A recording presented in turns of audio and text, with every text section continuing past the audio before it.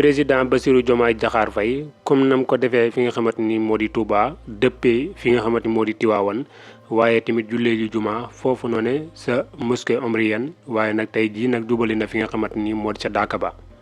ñu ko fay xaar nag niki tey jii si àjjuma ji yemook ñetti fan ci weeru mai 2024 kon moom mi nga xamante ni moo di président de la république Bassirou Diomaye Diakhar Faye dina ànd ak ñi nga xamante ni moo di premier ministre bi nga xamante ni moo di Ousmane Sonko daal di wuutali fi nga xamante ni moo di dàkk boobee nag mën nañ ne chaque année nag day am benn siyaar boobee mën nañ ne nag day yàgg lool ndax dina am lu tollu fukki fan yoo xamante ni daf fay faral di am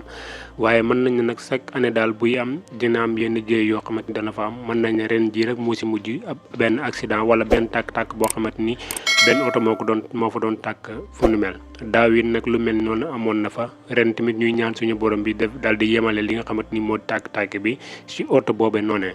te képp ku fa nar a dem tamit yàlla nga dem ci jàmm ñëw ci jàmm fekk sa njaboot ci jàmm ak salaam. kon président de la république tey dinañ ko fa xaar waaye tamit dinañ teewlu tamit yan kàddu la fa nar a jubal waaye tamit yan kàddu lañ ko fa nar a tontu tey jii ci àjjuma ji incha allah.